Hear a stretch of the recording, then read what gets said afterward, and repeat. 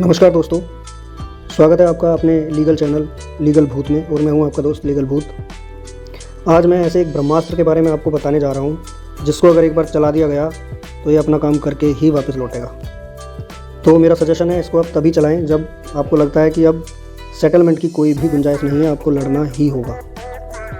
और इस ब्रह्मास्त्र का नाम है टैक्स इविजन पिटीशन, TEP। तो दोस्तों शुरू करते हैं आज के टॉपिक को। इससे पहले अगर आप मेरे चैनल पर नए हैं और पहली बार आ रहे हैं तो मेरे चैनल को सब्सक्राइब कीजिए, वीडियोस को लाइक शेयर करिए, इससे हमें बहुत मोटिवेशन मिलता है। तो शुरू करते हैं। अब क्या होता है, जनरली जब एक शादी होती है तो उसमें दोनों ही तरफ से पैसे खर्च किए जाते हैं और कई बार किसी एक ही पक्ष की तरफ से ये पूरा खर्चा उठाया जाता है। लेकिन जब दोनों पक्षों में शादी के बाद वाद विवाद होने लगता है, बात बिगड़ जाती है, तो उस टाइम पे लड़की की तरफ से FIR की जाती है और उसमें ये लिखा जाता है कि मेरे पिताजी ने, मेरे भाई ने, मेरी माँ ने 50 लाख रुपए या 60 लाख रुपए या 1 करोड़ रुपए शादी में खर्च किए, जो कि ऑलमोस्ट खर्च किए हुए अमाउंट का डबल ही होता है, डबल या ट्रिपल ही होता है। अब यहाँ पर ऐसे लालची लोगों को सबक सिखाने के लिए ये ब्रह्मास्त्र आप यूज़ कर सकते हैं। तो जनरली कई बार ऐसा भी होता है कि पूरा खर्चा जो है वो लड़के की तरफ से ही किया जाता है। वो शादी इसलिए कर लेता है कि चलो मैंने तो ये देख के शादी किया था, ये लड़की गरीब घर से है, ठीक ठाक रहेगी। लेकिन अब यहाँ पर तो उल्टा ही पड़ गया है सब।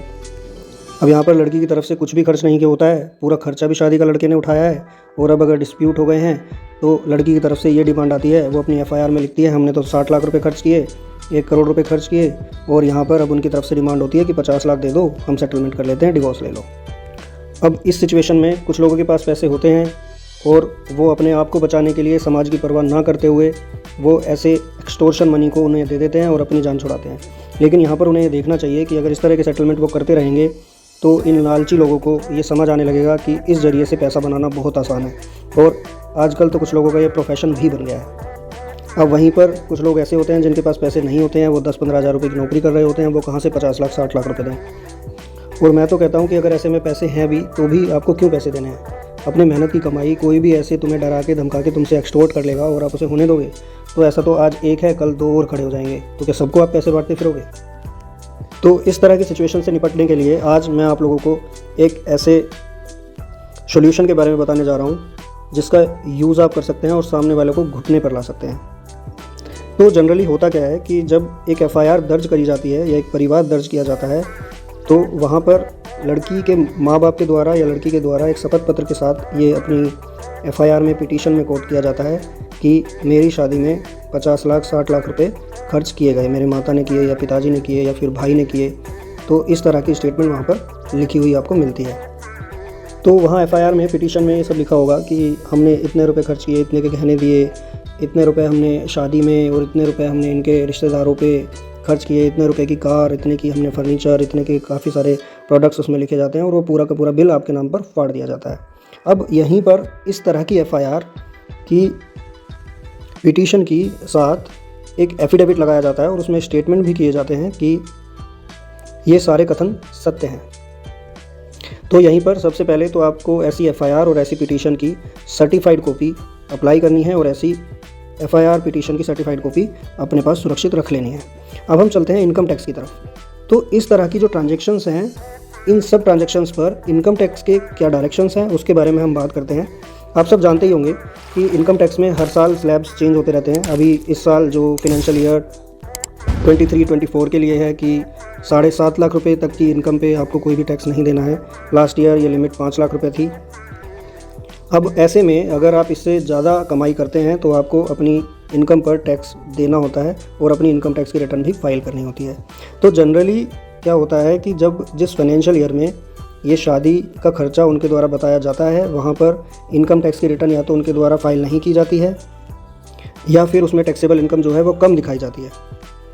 वहीं पर आज के समय में जितने भी बैंक अकाउंट्स हैं उनमें जो भी लेन देन किए जाते हैं, बड़े लेन देन, किसी को पैसा भेजा हो, किसी से पैसा मिला हो या फिर कैश विड्रॉल किया हो या फिर कैश डिपॉजिट किया हो, इस तरह की सारी ट्रांजैक्शंस की जानकारी भी इंडिविजुअली पैन के आधार पर बैंक के द्वारा भी इनकम टैक्स को रिपोर्ट किया जाता है। अब उदाहरण के लिए हम समझते हैं कि लेट्स सपोज आपके फादर इन लॉ ने वहाँ पर स्टेटमेंट दिए हुए हैं कि मैंने अपनी बेटी की शादी में 50 लाख रुपए खर्च किए हुए, और वहीं पर आपकी वाइफ की तरफ से भी ये स्टेटमेंट है कि मेरे पिताजी ने 50 लाख रुपए मेरी शादी में खर्च किए। और लेट सपोज़ वो एक प्राइवेट नौकरी करते हैं जिसमें कि तनख्वाह जो उनकी है वो 20 से 25 हज़ार रुपये है। अब ऐसे में 20-25 हज़ार रुपये कमाने वाला व्यक्ति कहाँ से 50 लाख रुपए लाके शादी में लगा सकता है? अब इसका सीधा सीधा मतलब है या तो वो घूसखोर हैं, वो घूसखोरी कर रहे हैं, या फिर उनका कोई दूसरा भी कोई व्यवसाय है, या फिर वो कोई ब्लैक का धंधा करते हैं और इस तरह की जो इनकम है उसको उन्होंने इनकम टैक्स डिपार्टमेंट से छिपा लिया है। अब इनकम टैक्स डिपार्टमेंट से अपनी आय को छुपाना और अपनी मौजूदा आय पर टैक्स पे ना करना भी अपराध है।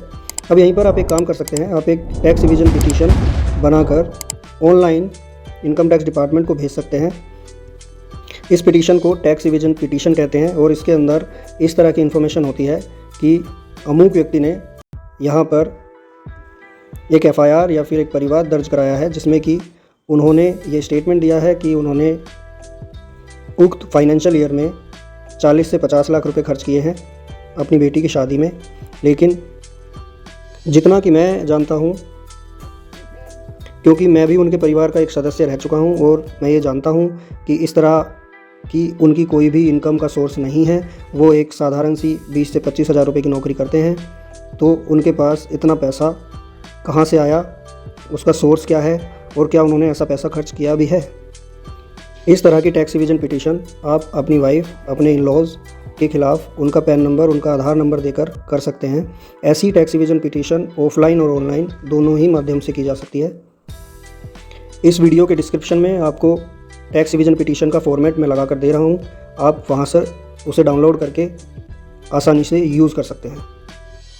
इस पिटीशन के साथ आपको जो सर्टिफाइड कॉपीज़ आपने एफआईआर और परिवाद की निकलवाई थी उसकी आपको इसके साथ अटैच करनी है और इस प्रार्थना पत्र को इनकम टैक्स डिपार्टमेंट में भेज देना है।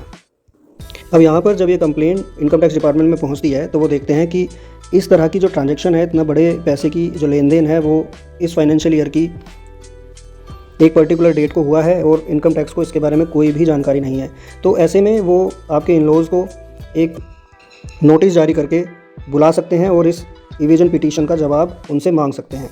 अब ऐसे में उनके पास क्या ऑप्शन है? उनके पास ऑप्शन ये है कि या तो वो इनकम टैक्स डिपार्टमेंट को बताएंगे कि इतना पैसा उनके पास कहाँ से आया, उसका वो पूरा ब्यौरा देंगे, या फिर दूसरा उनके पास ये ऑप्शन बचता है कि वो कहेंगे कि हमने इतना पैसा खर्च नहीं किया है, हम इतने पैसे का डिटेल इनकम टैक्स डिपार्टमेंट को नहीं दे सकते हैं।